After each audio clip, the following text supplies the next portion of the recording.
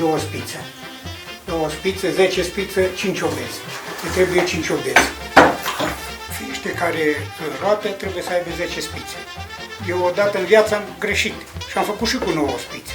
Și atunci eu trebuie să lungesc obezile astea ca să se le cuprinde de 3.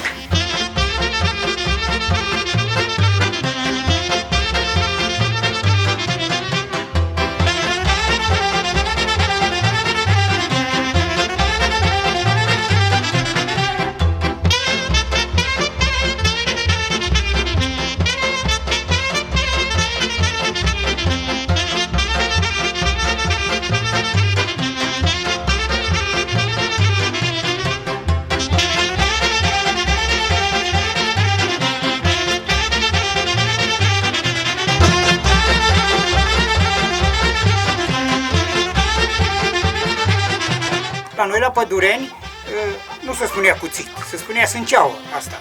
Adică un cuțit mai mic, așa, o lamă mai mică, care pădurenii îl foloseau, era de nedespărțit, erau de el.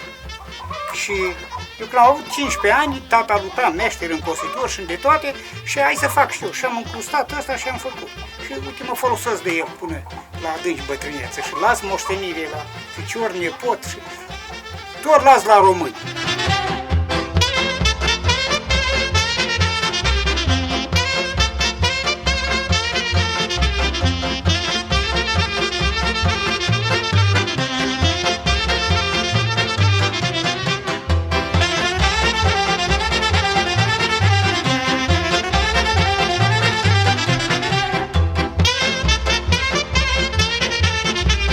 Pădurenii însămânțau grâu de primăvară.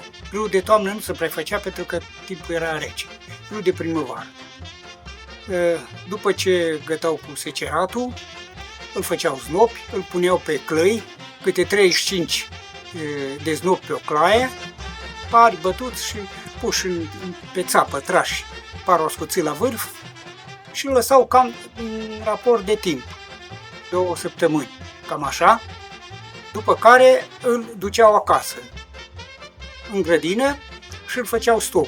Stog însemnând toată cantitatea de grâu care o aveau ei semănată.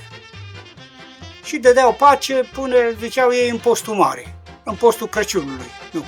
În postul, și venea și postul mare și grâu încă mai era de îmblătit. Și el, după cum era nevoie, îmblăteau câte o ploscă, câte o claie, ploscă însemnând jumătate de claie și tot așa, toată iarna aveau de lucru. Și soțiile la ciuruit, că ajutau și ele la ciuruit, și dus la moră, coborât în vale cu desage, adus înapoi și așa și făcea pâine.